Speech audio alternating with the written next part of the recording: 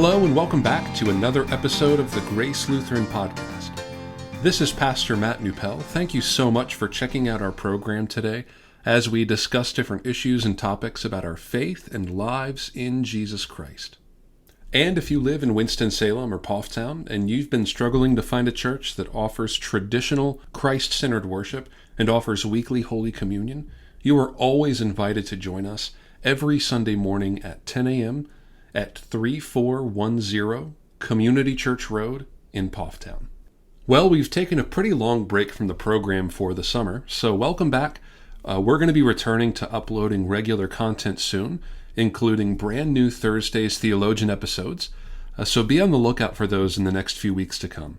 Just a few announcements and updates since our last episode. We at Grace have been offering some pretty exciting opportunities. One of our members just began our new Sunday school class on Christian art. It's history, what famous artists are expressing about God in some famous pieces. This has been a wonderful class that sparked a lot of great edifying discussion. So if you're interested, I encourage you to join us any Sunday morning at 8:45 in our fellowship hall. Also, Women's Bible Study will be starting again on September 13th and meeting every other Monday evening. They're going to be going through the book of Ecclesiastes together. It should be a great study. So if you're interested, please feel free to join them at 6:30 p.m., and that is also going to be in our fellowship hall. A few weeks ago, we had our first Grace Lutheran Film Club meeting. This is a group that's going to meet every other month to watch a movie together and then hold a faith-based discussion afterwards about some of the movie's religious themes. For our first meeting, we watched Cool Hand Luke, and we talked about some of the ways that Luke is portrayed as a Christ figure in this movie and what that communicates to the audience about the gospel message. We received a lot of positive feedback from this evening, and so we're going to be having another film club meeting again in about a month from now on Saturday, September 25th. Just so you know, this is going to be one of our more lighthearted and family-friendly film club meetings. Some film club meetings might have movies that are edited but rated R, and we don't recommend that children go to those meetings in particular. But for this meeting, we do encourage families to come because we're going to be watching and discussing Steven Spielberg's film E.T., the Extraterrestrial. And if you hear that and you're wondering what in the world E.T. has to do with the gospel, then I strongly encourage you to come and find out with us on September 25th for a movie, snacks, and most importantly, a Christ-centered fellowship. And lastly, our men's Bible study is continuing our weekly study and discussion on the Gospel of Luke. We're going at a slow and steady pace right now, and we're almost finished with chapter 3. So there's a lot more of Luke to cover, and if you'd like to join us, please do so every Tuesday night at 6:30 p.m. in our fellowship hall. That final announcement is going to lead us into our topic for today, because as we've been studying the first few chapters of Luke, we've been talking about the childhood of Jesus and what he may or may not have been like as a young boy. And this led us to start talking about the claims of other religions and what they say about the life of Jesus. And one of the largest voices today outside of Christianity is the voice of Islam. Some of the men in our study were surprised to hear that Muslims have a lot to say about Jesus. And in their holy book, the Qur'an, Jesus is a very important and prominent figure. I know there are many of us at Grace who have neighbors, friends, or co-workers who are Muslim. And most especially with the current events surrounding Afghanistan, I think it's important for us to find ways that we can better relate to our non-Christian neighbors. And when it comes to relationships between Christians and Muslims, I think one of the greatest starting places for discussion is how each of us see the person of Jesus. So today we're going to be talking about how a lot of Muslims today see Jesus. We're going to be talking about what the Qur'an says about the life and ministry of Jesus. And then finally, we're going to talk about some of the key important differences between the Muslim Jesus and our Christian Jesus. Just as a disclaimer, I am not an expert in Islamic studies at all. Of course, as a Lutheran minister, my interest is in Christian theology. And while I've read portions of the Qur'an and I've done a little bit of research from Muslim sources, I am not an expert at all when it comes to Islam. So I am open to correction from those who may be watching and are Muslim and those who obviously have more knowledge in this area than I do. But for this episode, some of the sources I'm going to be pulling from are the English translation of the Qur'an by MQ Publications, the YouTube channels Stories of the Prophets and Mufti Mink, and finally the documentary Jesus in Islam was very helpful in preparing for this topic. First, as I'm sure you've probably seen from the thumbnail, the Qur'an has a different name for Jesus, and that is the name Isa. So you'll meet a lot of Muslims who know Jesus as Isa, but there's also a lot of English-speaking Muslims that still call Jesus, Jesus. To avoid any confusion from here on out, we're going to refer to the Muslim Jesus as this proper Qur'an name, Isa. Within Islam, Isa is a major prophet and is also considered the fulfillment of the messianic prophecy, who is sent by Allah to give his word to the children of Israel. To begin, it may be worth talking about a lot of the surface level similarities that we see between Jesus and Isa. Muslims believe that Isa was born of a virgin woman, that he performed miracles, that he collected a following of disciples, and that he was a strong critic of the Jewish establishment religion in Israel.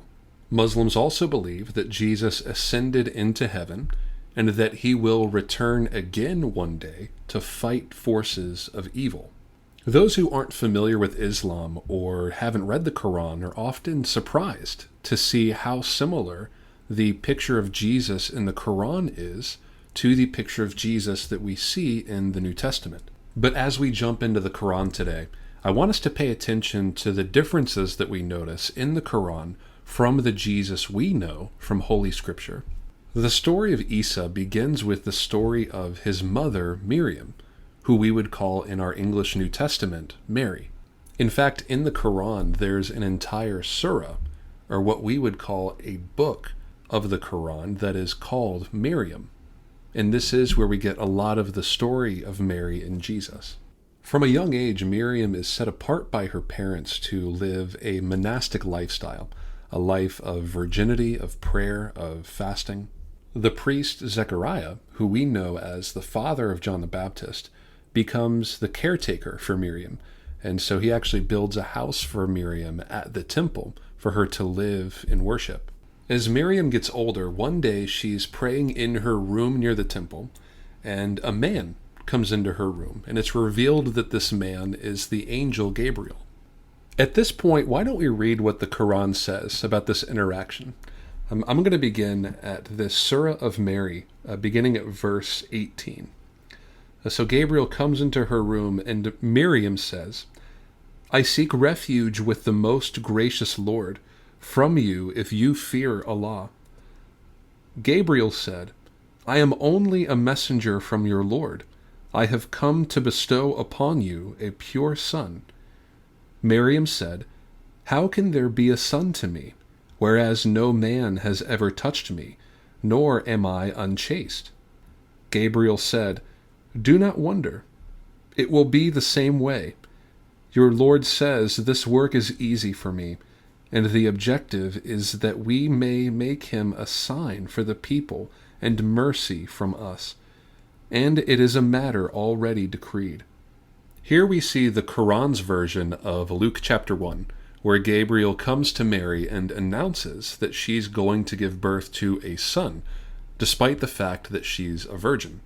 Gabriel says that through this virgin birth, her son is going to be a sign for the people and mercy, and that it's a matter already decreed by Allah.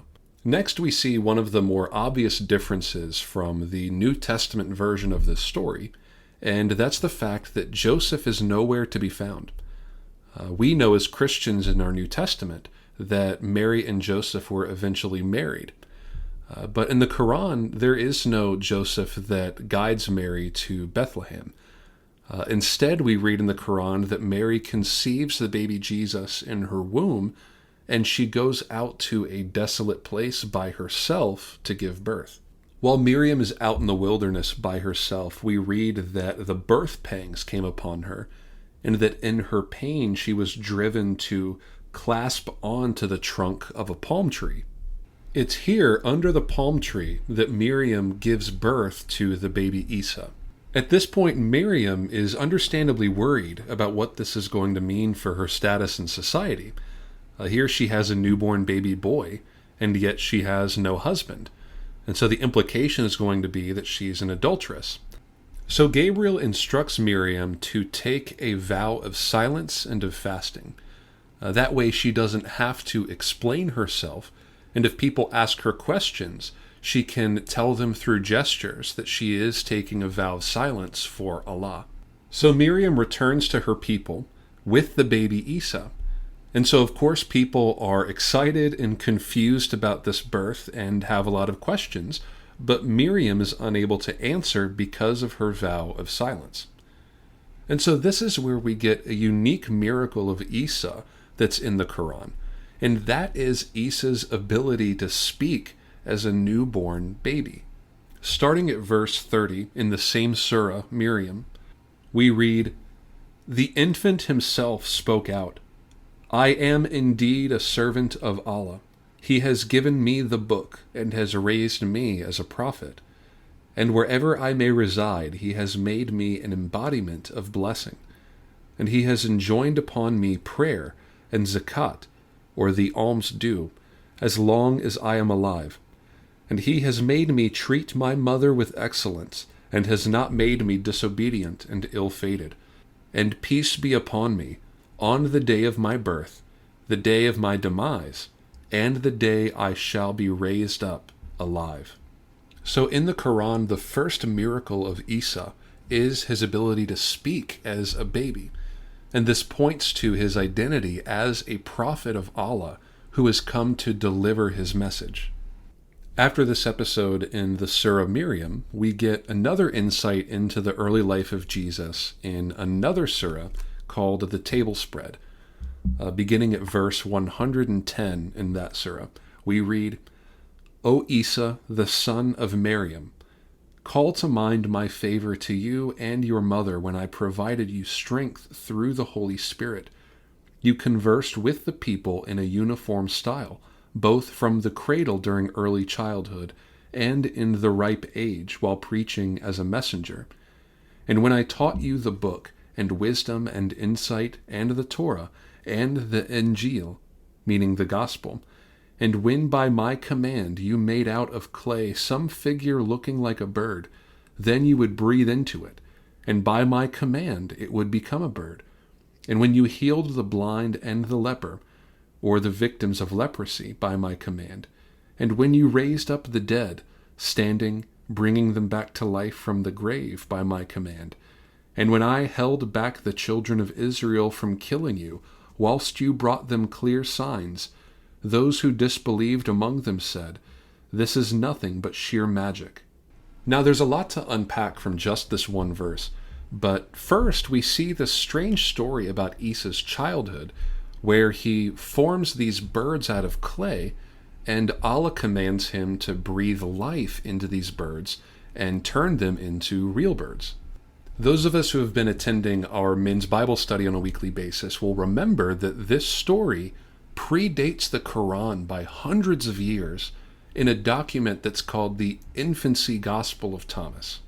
Not to be confused with the Gospel of Thomas that has 114 sayings of Jesus, the Infancy Gospel of Thomas is another Gnostic text that was written by people who were trying to teach heretical things about Jesus Christ. And so while this work isn't an authentic Christian work, it is worth pointing out that this story about Jesus turning clay into birds was written by people hundreds of years before Muhammad. The rest of Isa's ministry is pretty similar to what we find of Jesus' ministry in the New Testament. We see that he goes around healing people, he raises people from the dead. But notice how in the Quran it says that Allah, speaking to Isa, says, "And when I held back the children of Israel from killing you, whilst you brought them clear signs." One of the major claims about Isa in Islam is that he was not crucified, and therefore did not suffer the way that the New Testament says Jesus suffered, While it's not entirely clear from the Qur'an by itself what happened exactly, what we're told is that at the arrest of Isa, there was a confusion of faces, and so someone else was taken in Isa's place to be crucified. A lot of Muslims you talk to will identify the person that took Isa's place with Judas. And one interpretation I heard from a Muslim is that you can almost picture this scene where Judas is going to betray Isa. He's brought troops with him to have him arrested. Judas goes into the building to bring Isa out to be arrested. But then when Isa and Judas emerge from the building, Allah has swapped their faces. And so the officials take Judas to be arrested and crucified, and they let Isa go instead.